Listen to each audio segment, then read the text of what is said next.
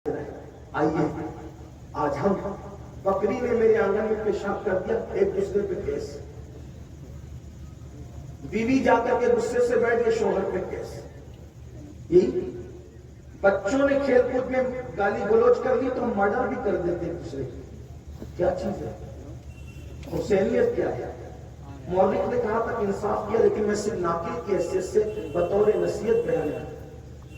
جس وقت کربلا ہو گیا تو شمر مدینہ منورہ آیا، کربلا کے بعد کسی وقت آیا وہ۔ جب شمر کی آنے کی خبر سنی لوگوں نے کہ شمر مدینہ آیا، مدینہ منورہ، تو مدینے والوں کو اس سے اتنی نفرت ہو گئی تھی، چکبرا کتا اس کو کہا جاتا ہے، حدیث میں بھی کہا گیا، لوگوں نے اپنے دروازے بند کر دیے۔ شمر سے کوئی نہیں ملے گا، ملاقات نہیں کرے گا، اس کو کھلائے گا نہیں پلائے گا نہیں، اس کا بائیکاٹ، آنے رسول سے اس نے دشمنی کی، اس کو کوئی عزت نہیں دے گا شمر کو۔ سب کے دروازے بند ہو گئے۔ یہ بات پہنچتے پہنچتے کسی نے امام زین العابدین تک پہنچا دی، امام آج مدینہ منورہ میں شمر آیا ہے، لوگوں نے اپنے دروازے بند کر لیے اس کے لیے، کسی کا دروازہ کھلا نہیں، نہ کھانا دے رہے، نہ پانی دے رہے، نہ اس کو گھر میں کوئی عزت سے آنے دے رہے۔ امام نے فرمایا شمر آیا، امام زین العابدین امام حسین کے شہزادے، آپ نے فرمایا جاؤ اس کو بلا کے رکھا۔ توجہ، سب نے دروازے بند کر لیے، امام زین العابدین کہتے اس کو بلا کے رکھا۔ خادم گیا، بلا کے لایا، آپ نے دسترخوان بچھایا، اس کے آگے کھانا رکھا، پانی رکھا۔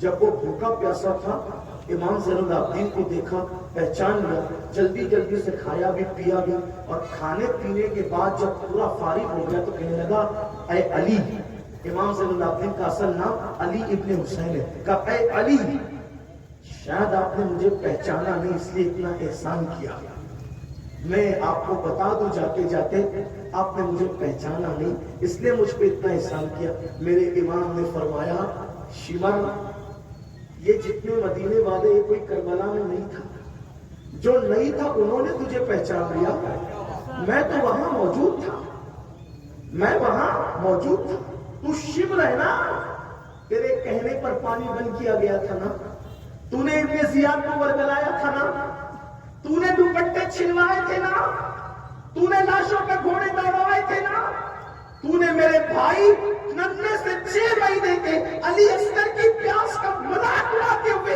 ان کی گردن پر حلق پر تیر چلانے کا حکم دیا تھا نا، تیرے حکم سے میرے بابا کی شہادت کے بعد کپڑے اتروائے گئے تھے نا، تیری حکم سے لاشوں پہ گھوڑے دوڑائے گئے تھے نا۔ یہ کہتے کہتے امام زین العابدین کی آنکھوں میں خون اتر آیا، رو پڑے، میں تجھے کیسے بھول سکتا ہوں، جو نہیں دیکھنے والے وہ پہچان گئے، میں تو تجھے دیکھا، تجھے ظلم کرتے میں نے دیکھا، خواتین کے ہاتھوں میں رسیاں تیرے کہنے پہ بندھی تھی نا، یہ سب کچھ تو نے کیا تھا، میں نے تجھے پہچانا۔ اس نے کہا امام آپ مجھے پہچان گئے، پھر بھی کھلایا پلایا، دروازہ کھولا میرے لیے پہچاننے کے بعد۔ تب امام نے فرمایا جو تو نے کیا تھا نا وہ تیرے خاندان کی روایت ہے، وہ تیرے خون کا اثر تھا، اور جو میں نے کیا یہ ہمارے خاندان کی روایت ہے، ہمارے خون کی تاثیر۔ نعرہ تکبیر، نعرہ رسالت، میدان شہید اعظم، آقا اہل بیت مصطفیٰ۔ اللہ منتقم حقیقی ہے، انتقام تو تجھ سے اللہ لے گا، لیکن تو میرے نانا کے مدینے میں چل کے آیا ہے۔ دنیا یہ نہ کہے کہ کوئی گیا تھا اور بھوکا رہا تھا مدینے میں، تو نانا کی چوکھٹ پر لوگ سوال کا نشان کھڑا کریں گے۔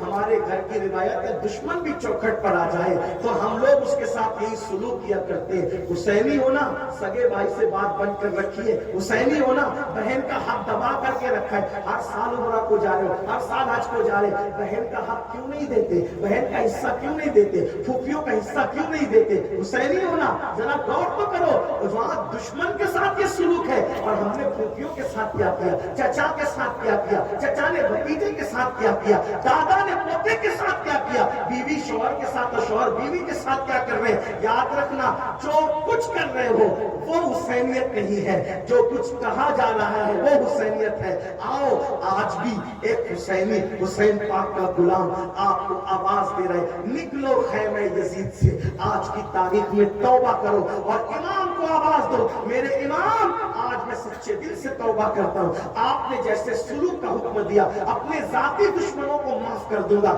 کسی مسلمان پہ ذات کے لیے کیس نہیں کروں گا، کسی مسلمان کا حق نہیں دباؤں گا، پھوپھی کا حق ہو، بہن کا حق ہو، چچا کا حق ہو، سب کا حق ادا کروں گا۔ اللہ اکبر۔ میں آپ کو بتاؤں، بات تو میں ختم کرنے لگا تھا لیکن ایک بات آپ کو، امام حسین نے رشتے کیسے نبھائے؟ رشتے کیسے نبھائے بتاؤ؟ سب سے بدنام رشتہ کون سا ہے؟ سب سے بدنام رشتہ رشتوں میں ہے سوتیلا رشتہ۔ سوتیلا رشتہ سمجھتے ہیں نا؟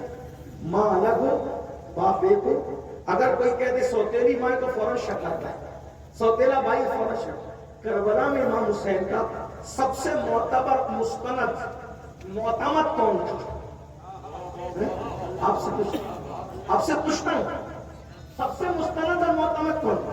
بلکہ قرآن کی تفسیر میں دیکھو تو تفسیر قرآن میں بھی سوتیلا رشتہ سب سے جو ہے وہ مشکوک نظر آتا ہے۔ سوتیلا رشتہ کون سا؟ سورہ یوسف کی تفسیر اٹھا کے پڑھے، سوتیلے بھائی کا مطلب ہاتھ کا پانی لے کر کے زمین پہ ڈال دینا، سوتیلے بھائی کا مطلب ہاتھ کی روٹی چھین کر کتے کے آگے ڈال دینا، سوتیلے بھائی کا مطلب لاکھ سے مار کر سوتیلے بھائی کو کنویں میں پھینک دینا، یہی سوتیلا رشتہ ہے، یہی سوتیلا ہے آپ۔ لیکن میرے امام نے اس صدیوں کے مشکوک سوتیلے رشتے کو کربلا میں کتنا معتبر بنا دیا، کتنا معتبر بنا دیا۔ ہم کہاں ہیں؟ کربلا ہم نے سمجھا ہی نہیں۔ جس دن مسلمان کربلا سمجھ لے گا، انسان کو بیدار تو ہونے دے دو، ہر قوم پکارے گی ہمارے ہیں۔ بدر و احد کے خلاصے کو کربلا کہتے ہیں، سیرت مصطفیٰ کے تتمہ کو کربلا کہتے ہیں۔ کربلا ہے کیا؟ امام علی مقام کا سب سے معتبر کون ہے مسترد؟ سوتیلا بھائی کون؟ غازی عباس۔ وفا کی اگر داستان کو ایک ساتھ سمیٹنا ہے کربلا میں تو صرف عباس کے ہے نا، عباس کے۔ لیکن ایک بات آپ سے، تالی دونوں ہاتھ سے بج، ایک ہاتھ سے، آخر وہ سوتیلا بھائی اتنا پیار کرنے پہ مجبور کیسے ہو گیا؟ امام حسین نے کتنا اس شخص کو، اس ذات کو پیار دیا ہوگا کہ وہ ذات اتنی معتمد ہوگی، مستند ہوگی امام کے پاس۔ امام کے مورخ لکھتا ہے کہ 9ویں محرم کی رات یعنی 10ویں شب تھی، تو جب امام علی مقام نے خیمے کے لوگوں کو جمع کیا تو جمع کرنے کے بعد کہا، دیکھو یہ لوگ میرے خون کے پیاسے، اپنی جان خطرے میں مت ڈالنا، تم سب چلے جاؤ، میرے عوام انصار میرے ایک ایک رشتہ دار کا ہاتھ پکڑ کے یہاں سے نکل جائے، سب چلے جاؤ۔ وہ جب تمہیں نہیں پائیں گے اور مجھے پائیں گے تو وہ تمہارا پیچھا نہیں کریں گے، کیونکہ ان سے معاملہ مجھے، وہ رکاوٹ سمجھتے مجھے، تمہیں نہیں سمجھتے رکاوٹ، وہ میں موجود رہوں گا تو وہ تمہیں نہیں۔ جاؤ جاؤ زندگی جیو، کل تم پر کوئی الزام نہیں، جاؤ میں نے تم سب کو جو ہے وہ اجازت دے دی، چلے جاؤ۔ اچھا میرا چہرہ دیکھ کر نہیں جاتے شرم اور حیا کی وجہ سے، یہ لو میں چراغ بجھا دیتا، چراغ بجھا دیا اور چراغ بجھا کر کہا جاؤ اندھیرے میں نکل جاؤ تاکہ تمہیں حیا نہ آئے حسین سے، قیامت کے دن تم سے کوئی مواخذہ نہیں ہوگا، جاؤ میں ذمہ داری دیتا ہوں، جاؤ چلے جاؤ سب۔ چراغ بجھ گیا، خیمے میں سسکیوں کی آواز بلند ہوئی، دیر تک سسکیوں کی آواز بلند رہی، بہت دیر گزری تو امام علی مقام نے چراغ خود بجھایا تھا لیکن جلانا تو کسی اور نے تھا۔ امام کے خطبے کے بعد کون رکے گا کون جائے گا کوئی گارنٹی تھی؟ میرے بھائی لوگ کرسی والے جلسے چھوڑ کر کے چلے